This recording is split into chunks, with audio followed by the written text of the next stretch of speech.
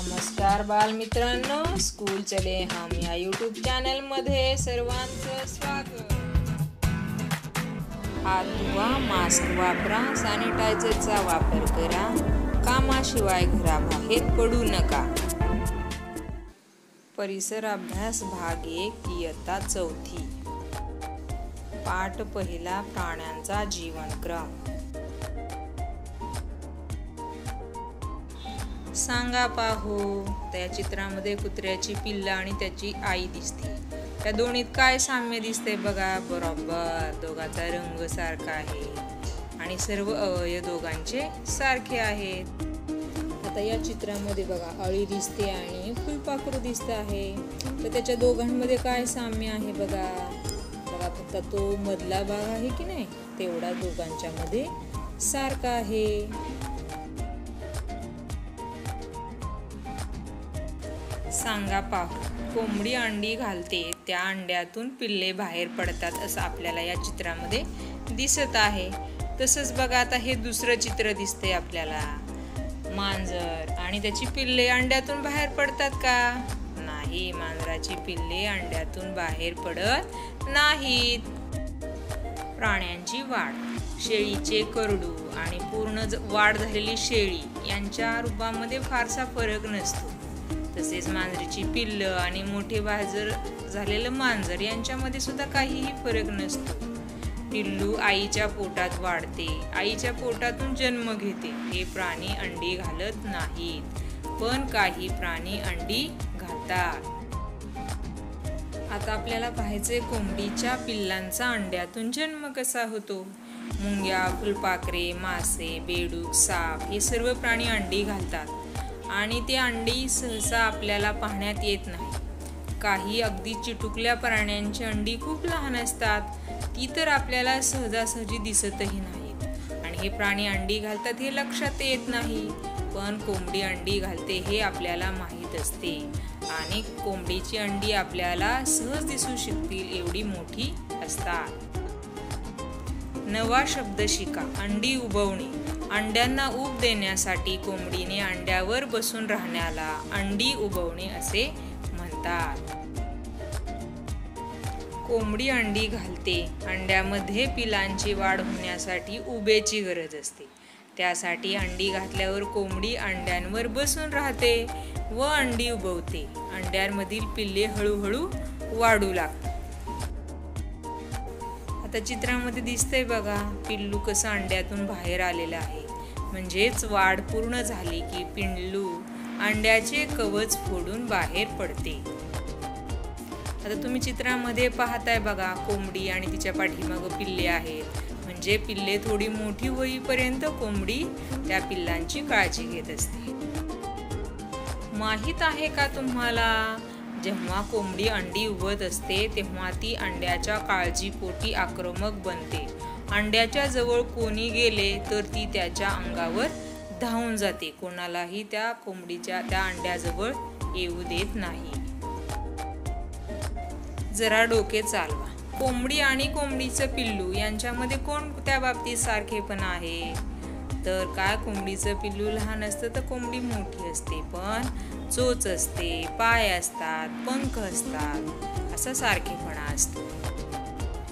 आता आपल्याला पाहायचं आहे रूपांतरण। शेळीचे करडू आणि शेळी यांच्यात सारखेपणा आहे। कोंबडीचे पिल्लू आणि कोंबडी यांच्यातही सारखेपणा आहे, पण फुलपाखराची अळी आणि फुलपाखरू यांच्यात मात्र खूप फरक आहे। पिल्लू आणि पूर्ण वाढ झालेला प्राणी यांच्या रूपात लक्षात घेण्याजोगी तफावत असणे याला रूपांतरण असे म्हणतात। आता आपल्याला पाहायचे फुलपाखरांमधील रूपांतरण। सुंदर आकाराची निरनिराळ्या रंगाची फुलपाखरे आपल्या परिसरात असतात आणि फुलपाखरांचे जीवन हे वनस्पतींच्या सानिध्यात असते। फुलपाखरांची वाढ होताना त्यामध्ये अंडी, अळी, कोश आणि प्रौढ या 4 अवस्था असतात। त्यातल्या प्रौढ अवस्थेला आपण फुलपाखरू म्हणतो। बिबळ्या कडवा या नावाचे फुलपाखरू आपल्याकडे मोठ्या प्रमाणात आढळते। त्याच्या उदाहरणावरून त्याची वाढ कशी होते ते आपण पाहूया। बिबळ्या कडव्याची मादी रुईच्या पानावर अंडी घालते. अंड्यामधून 6 ते 8 दिवसांनी अळी बाहेर पडते आणि फुलपाखराच्या अळीला सुरवंट म्हणतात. फुलपाखराचा सुरवंट अंड्यातून बाहेर पडतो तेव्हा भुकेने प्रचंड वखवकलेला असतो. ज्या पानावर अंड्यातून तो बाहेर पडतो तेच पान कुरतडून खायला तो सुरुवात करतो. त्याचा खाण्याचा वेग फार मोठा असतो, त्यामुळे त्याची वाढ खूप झपाट्याने होते. नवा शब्द शिका. कात. शरीराची वाढ होताना अपुरे पडणारे शरीरावरचे आवरण. पहिल्या 2 ते 2.5 दिवसात बिबळ्या कडव्याचा सुरवंट इतका वाढतो की त्याची कात त्याला पुरत नाही. पण जुन्या कातीच्या आत वाढ झालेल्या शरीरावर नवीन कात येते, ती ढगळ असते. आता जुन्या कातीतून सुरवंट बाहेर पडतो, त्याला सुरवंटाचे कात टाकणे असे म्हणतात. सुरवंट वेगाने पाने कुरतडून खायला सुरुवात करतो. पुन्हा त्याची वाढ झपाट्याने होते. 2 ते 2.5 दिवसांनी तो परत कात टाकतो. अशा रीतीने तो 4 वेळा कात टाकतो. बिबळ्या कडवा प्रकारचे फुलपाखरू सुरवंट अवस्थेत 10 ते 12 दिवस असते. 5व्या वेळी वाढ पूर्ण झाली की सुरवंट आपल्या खालच्या ओठातून एक प्रकारचा रेशमासारखा लांब लचक धागा काढतो. स्वतःभोवती तो धागा लपेटून घेत छोटेसे आवरण तयार करतो. त्या आवरणाला कोश म्हणतात. वाढीच्या या अवस्थेला कोशा अवस्था म्हणतात. कोशाच्या आत बिबळ्या कडवा 11 ते 12 दिवस असतो. या अवस्थेत तो काहीही खात नाही, पण त्याने स्वतःभोवती निर्माण केलेल्या आवरणाच्या आत त्याच्या शरीरात महत्त्वाचे बदल घडून येत असतात. पायांची लांबी वाढते, आकर्षक पंख निर्माण होतात. हे त्यापैकीच काही बदल आहेत. आवरणाच्या आत बिबळ्या कडव्याची वाढ पूर्ण होते. नंतर प्रौढ अवस्थेतले फुलपाखरू कोशाच्या आवरणातून बाहेर येते. सर्व फुलपाखरांची वाढ अशाच पद्धतीने होत असते. माहीत आहे का तुम्हाला, प्रत्येक प्रकारच्या फुलपाखराची मादी कोणत्या प्रकारच्या वनस्पतीच्या पानावर अंडी घालणार हे ठरलेले असते.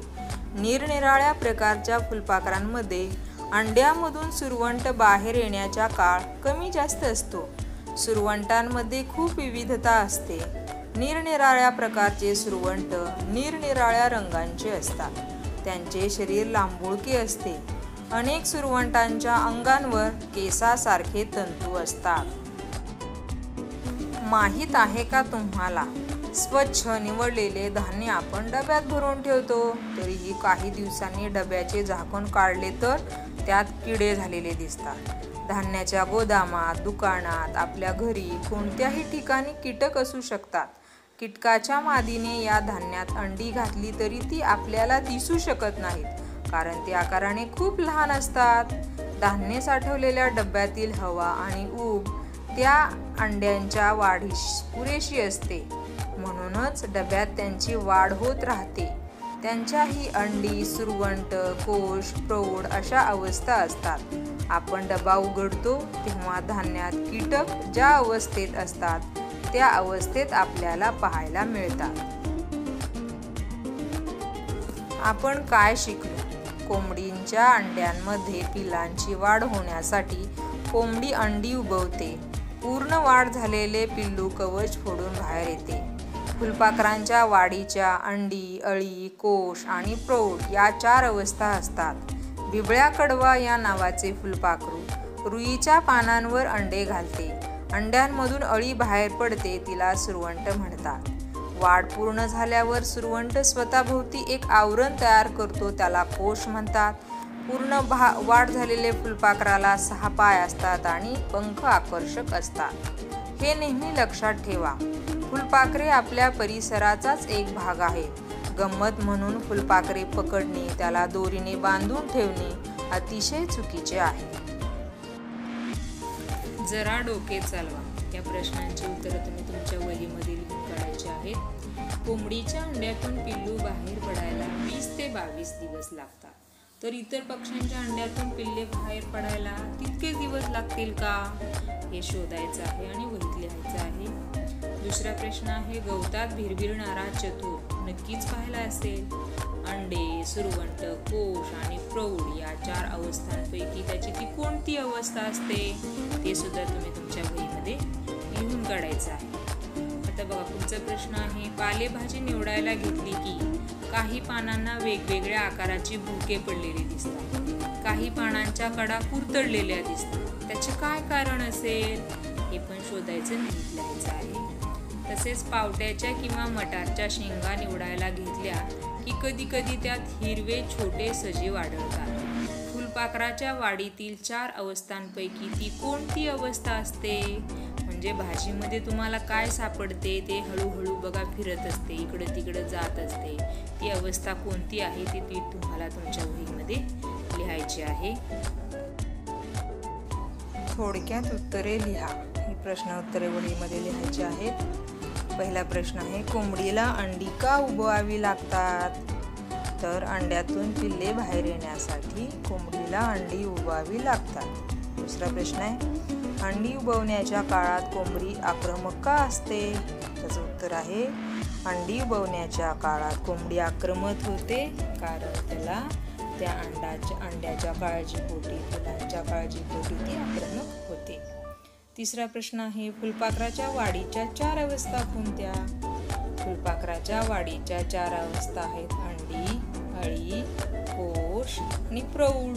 या फुलपाखराच्या वाढीच्या 4 अवस्था आहेत.